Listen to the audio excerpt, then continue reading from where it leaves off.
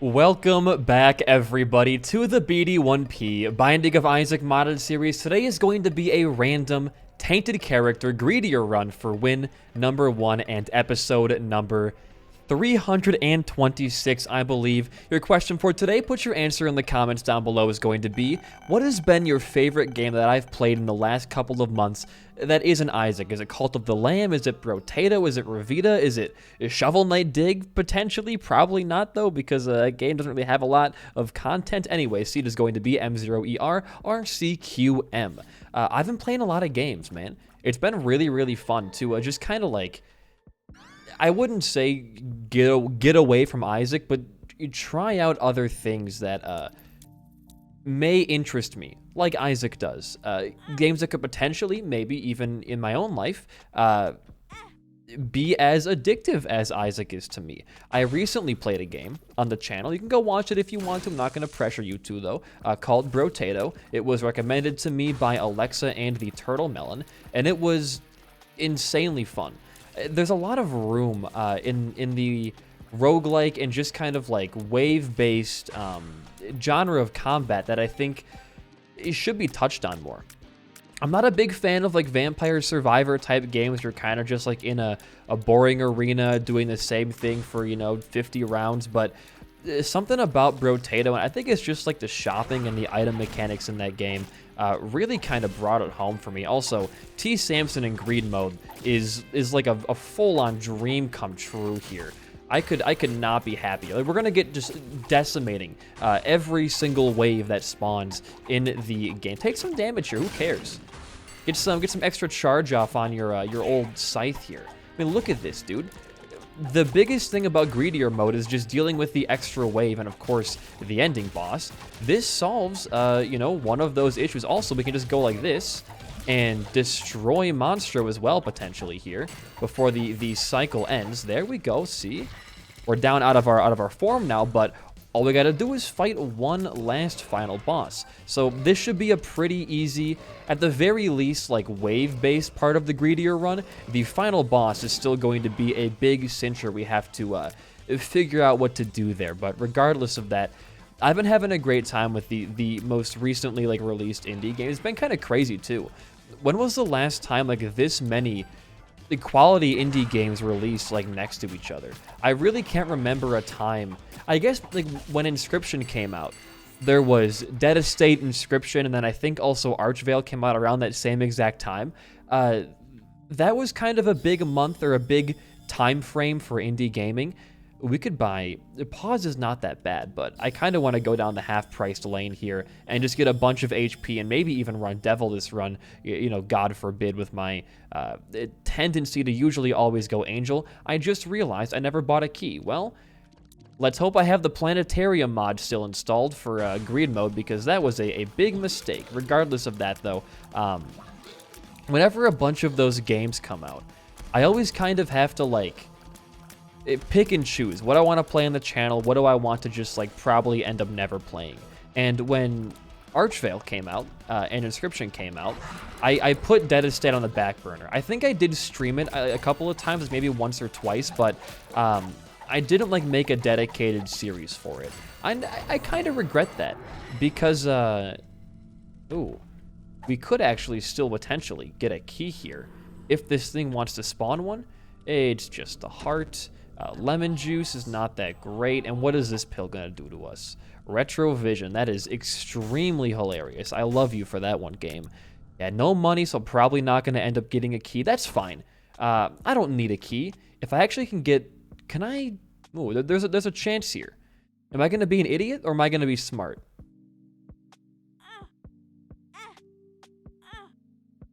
Watch this.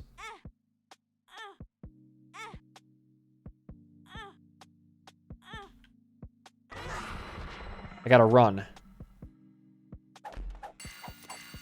Oh my god, it was the fortune worm.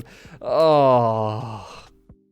That would have been a good play had it like properly worked out for us, but just not in the cards. It could have been a key, it could have been a bomb, which would have given us access to that tinted rock and potentially the golden chest as well, but you can't always get what you want, can you? We'll just move on down here, and I don't even really know what the fortune worm does, but I'm sure we'll figure it out eventually here on the run. But I put Dead Estate on the back burner. Wow, birthright, huh? 2 luck.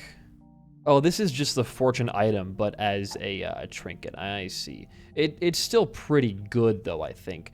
We'll probably honestly buy Birthright, and then that'll be our big purchase for the floor. Speaking of fortune cookies, hey, a hanged man brings me no luck today? Well, that fortune cookie brought me a soul heart, so I don't know who you're talking to, video game.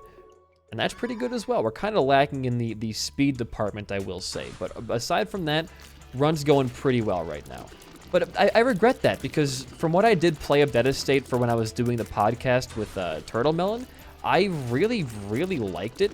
It's a very, very unique take on the roguelike genre. It's not really top-down, it's not really like a platformer, but there is like platforming and jumping elements in it, so it's kind of hard to explain like what Dead Estate really was, but I really wish I could have given that game more time when it was, you know, more around the popular moment of its release. But it is getting an update soon, so I might come back to it for that, in the same vein as me coming back for Revita when that got a bigger update, which, hey, that was worth it. Revita's update was actually really, really good. As someone who was bad at Revita when it first came out, and is still pretty bad at Revita, the update changed a lot of the issues that I had with the game in the first part, like, for example, not being able to toggle between using relic hammers and HP for upgrades. That was kind of a big, like, why is that not possible? Like, what would stop me from wanting to use a hammer over my actual HP? But it fixed that. It added, you know, better boss rewards and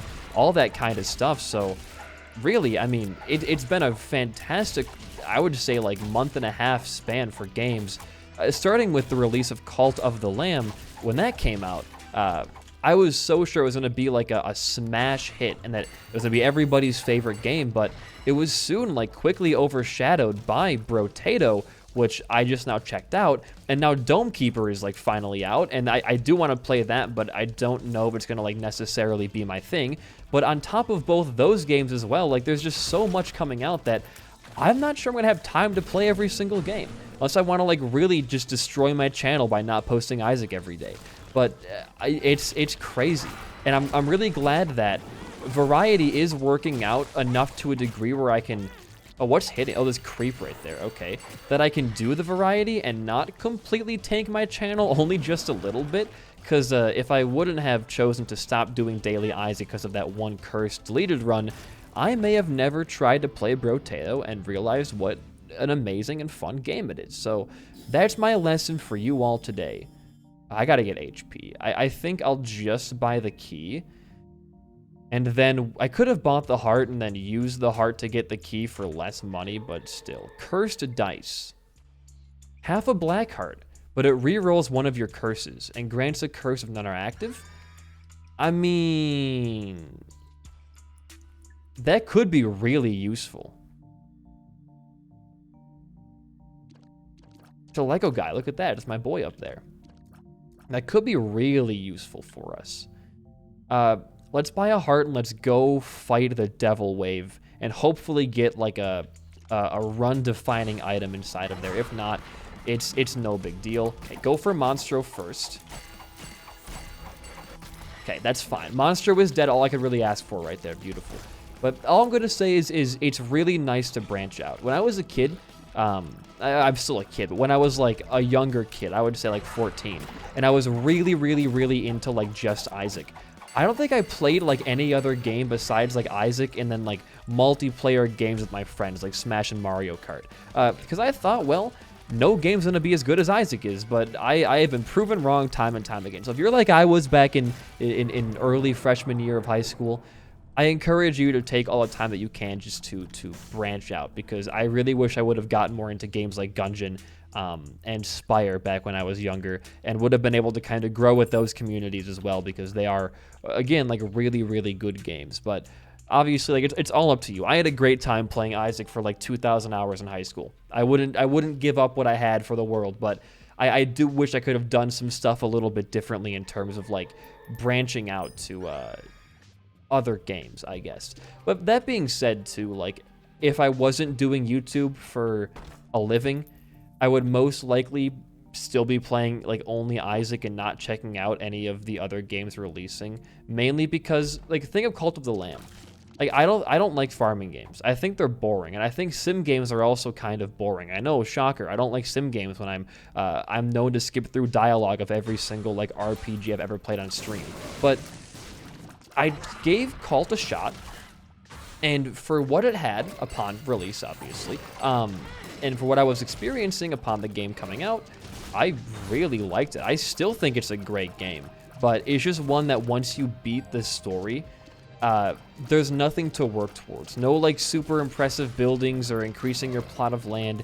It's a very linear progression system. Oh, there's an invisible guy right there, and one that I think should have probably been a little bit better handled upon release. There really wasn't much in the game once you beat the final boss. It doesn't really have to be either. Like, not every game needs a post game, but it definitely helps to keep players interested once that has kind of sailed. We'll pop it again. Curse of Famine, don't really care about that, to be honest with you. D20 is a game break, but I don't like D20 breaking in greed. It's kind of lame. We'll probably come and buy Host on Toast for damage and range up, but I feel pretty satisfied for how things are going right now. But go buy a key and go into your item room. But I had a great time with Cult, and it did suffer from, again, the Archvale syndrome of not really having a lot of content outside the surface level. Ooh. I'll do it.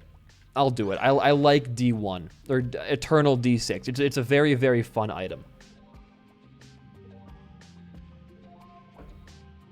But I guess not every single game needs to have a post-game. That's where I'm kind of at fault for assuming it would. I'm used to games that I play having like a lot more content inside of them, but not every game is meant to be the Binding of Isaac or Gungeon. Not every game is meant to be played multiple times. It's a hard truth to swallow for roguelike fans, myself included, but, you know, sometimes games work better if they just stop.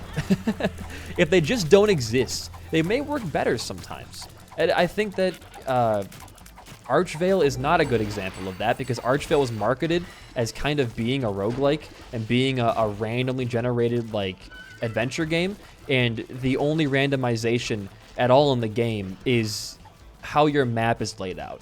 And that was a huge letdown for me, because I was so excited to play like a Zelda roguelike pretty much. It was going to be so cool. And then it turns out the only difference between my game and like Keelvin's game was that his snow biome was like a little bit more north than mine was. I was like, what? Are you joking?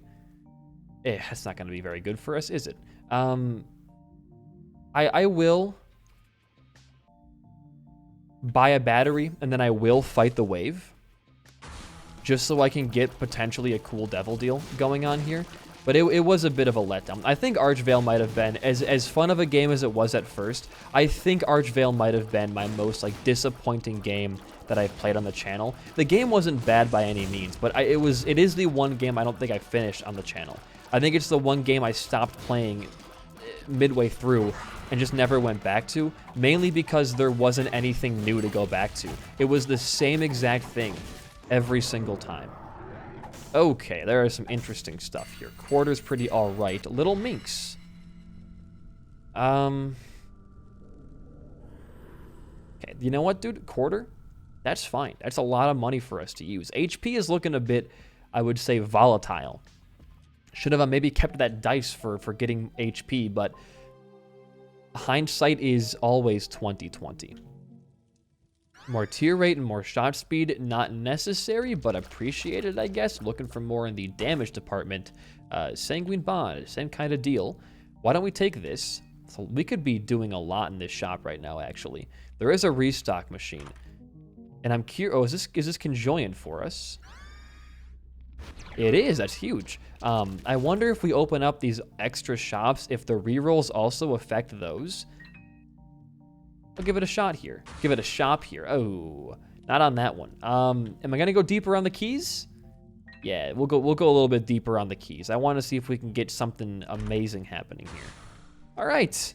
I'm going to buy this for the damage, obviously. I kind of need that. And then, let's answer the question.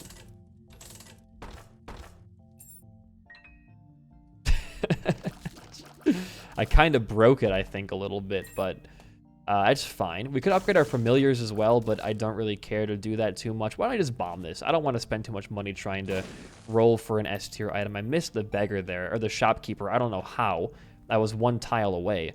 Golem's Orb is 2 soul hearts and luck and speed, which would solve, I think, a couple of our issues right now.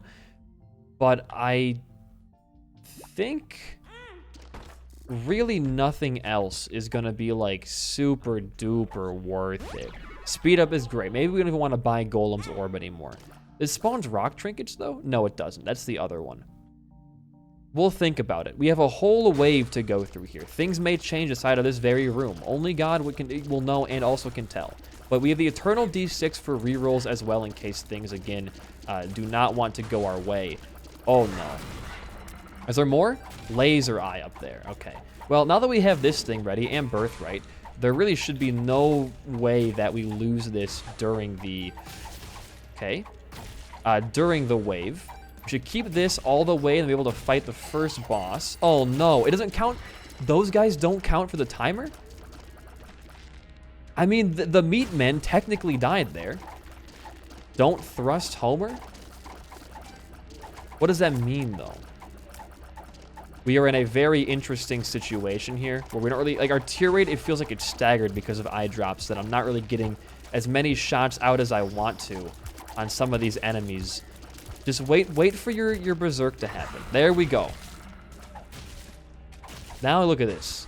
Now we're playing with a real man game. This is a real man's game. Sorry, I can't talk today. I've been having, like, trouble sleeping. So I'm not in, like, the best headspace, I guess, for recording. Oh, God. Refresh there?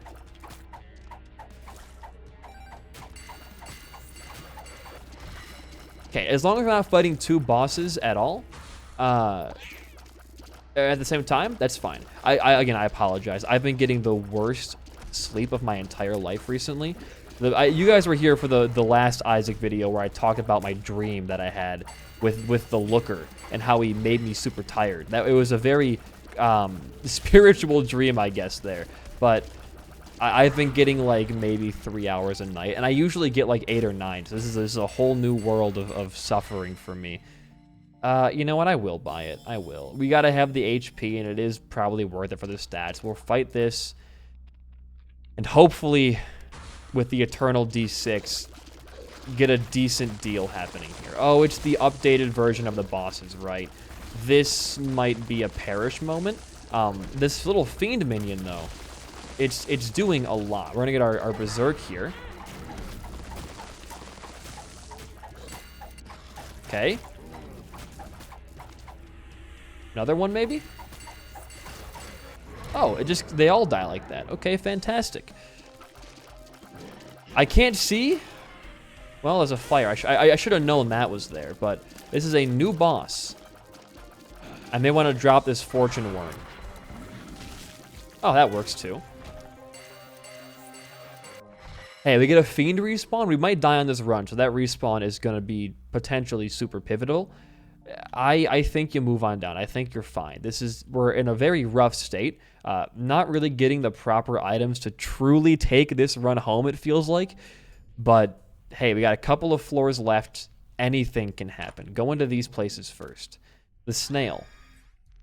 The strength card's good for the boss fight. Snail is kind of like a take it or leave it situation right now. Synth oil is great to see. It kind of solves part of our damage issue. Interesting. I think we'll just go for the reroll here. Okay, that's 2 parts spun. 3 means even more damage for us, so why don't we just wait on buying growth hormones, and then that can be our little situation happening here. I love this improved enemies mod, like actually making off-screen targeting like possible to see. What a beautiful improvement to this game should have had that from the very start, honestly, because with greed mode being based off of being in this like ratio of a room, there are times you genuinely can't see. if there's an enemy above you about to shoot you. It is truly a Shovel Knight dig moment occasionally here. I'm not trying to diss that game, it's a great game, but there are points in that game too where you're falling down and you can't see below you, and all of a sudden, hey, there's an enemy right on top of you. Would you look at that? It's crazy. Who would have seen that coming? So to have, like, you know, proper tells, oh, go, I gotta go, dude. Oh, there goes our charge. Because Monstro has a super, super duper long death animation, but it's so nice to have what it feels like the mod creator cares about the player.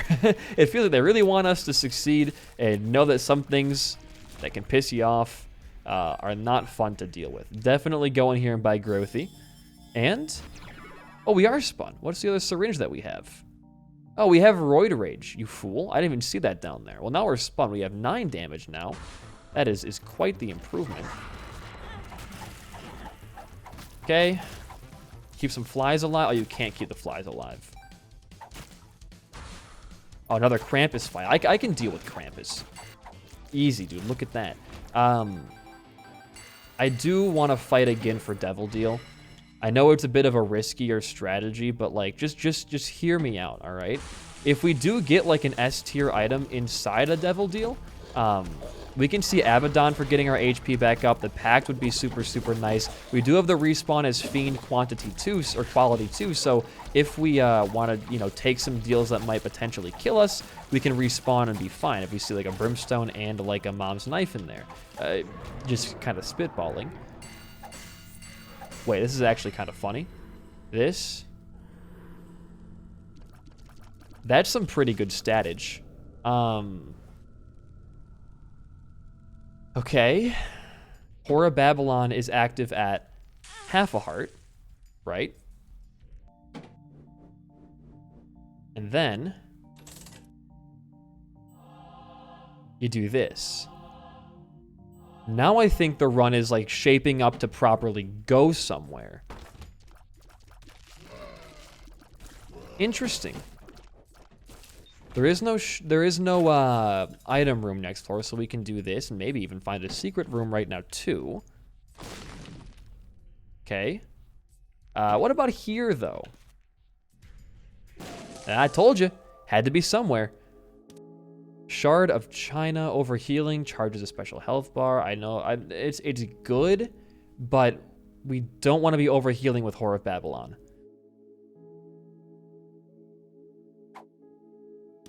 I'll go for more puzzle pieces. I think it's funny. I think it's very funny. And then we can bomb for this chest too and see whatever it's got in store for us.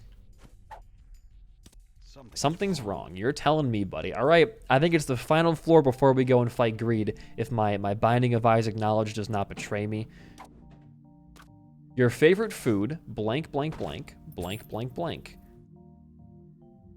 I kind of want to take that and see if that counts as having half a heart, but don't want to risk losing Hora Babylon right now. Okay, well, just go fight your wave. You can't do much with 0 cents and 0 bombs and 0 keys, so figure that whole thing out, then you can go back inside of that shop. And also, still keep dodging, because this is going to be weirdly difficult. You can see from all, like, 5 million of these enemies here. Oh my god, don't waste it now. God damn, we lost our charge immediately there. That might cost us a lot of valuable HP. I'm gonna focus, just a tiny amount.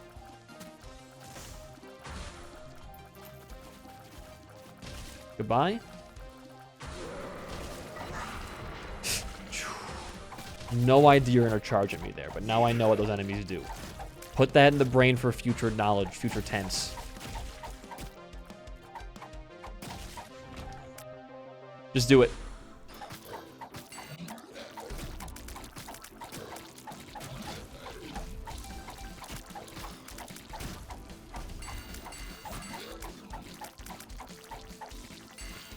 Okay, we beat one full boss wave. Is it Skull X, I think? Or like 4 Skull X's? Yeah, it's the 4 Skull X. Okay. As long as we beat the first boss wave easily like that, I don't really care what this can throw at me. We're going to get our charge off here soon, and we can just kind of like stand in one place and just swing. Like this. Didn't count for a kill right there, which is strange. Let's do our Devil Wave while we already are in this room. And then we can maybe give up our last heart of Red Heart HP and just kind of go balls to the wall. We're going to not probably win this run, to be honest. I'm playing risky, but I also like playing risky. Oh, Eternal Flies. But I do kind of want to see... Oh, 1.6 damage, though. I mean... That's funny. Definitely a worth it item, I would say. Let's try this.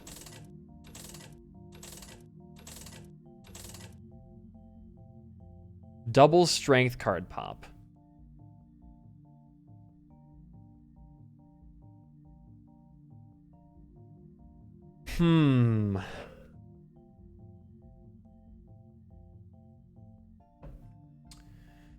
I don't remember if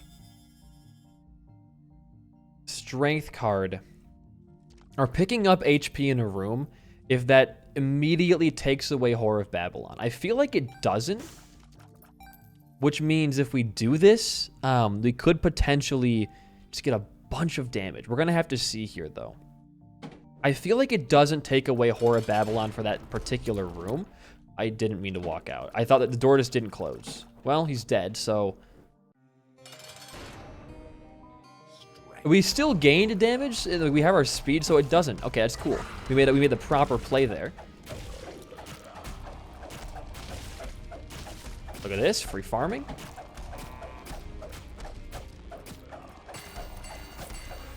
Okay, play range now.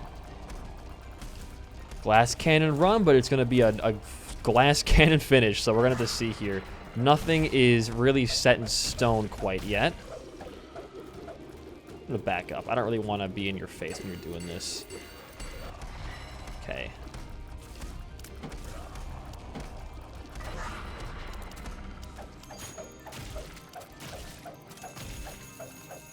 I'm going to rush through and to hopefully destroy most of these keys. Wonderful. That was dumb. That was really, really dumb. I should have just backed up and walked away there. I got too greedy. You don't have the HP to be greedy right now in greed mode. You got to kind of back up and play to your strengths.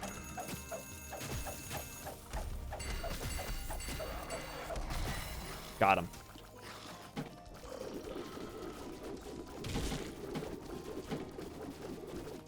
Randy, go wild.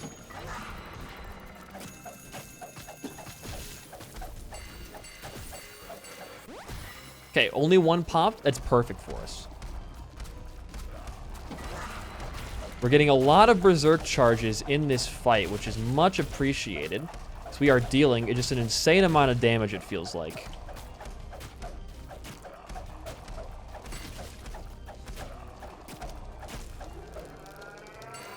All right, phase 2.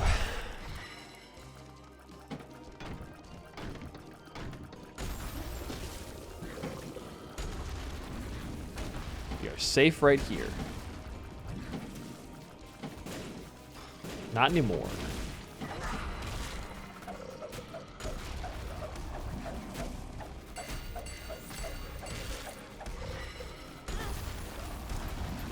Okay.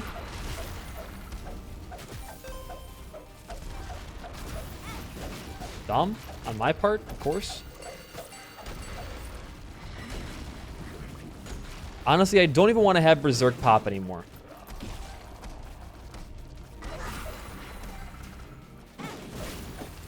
That's why. Okay, that curve to go directly left from below him.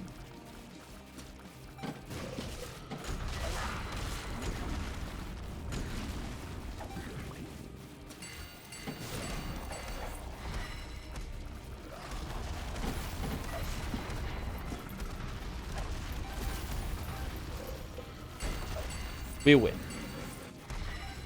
There we go. Okay. Again, if we didn't have this, we'd be dead if we walk out of this room right now. Just to prove, oh, we can't leave the room. If we save and exit the run, I think we just come back and we die. It's a win, but we come back and we die, right? Oh, no, we kept the strength card. I do want to walk out of... I just want to see, man. We would just die, right? Oh, it keeps us at 1 HP? Yo, that's insane. Well, anyways, we can walk back in, I think, and not fight him again. Cool. If you enjoyed the run of my commentary, a like and a comment goes a long way for a small channel like mine. In the meantime, though, guys, I have been BD1P. Peace out, and goodbye.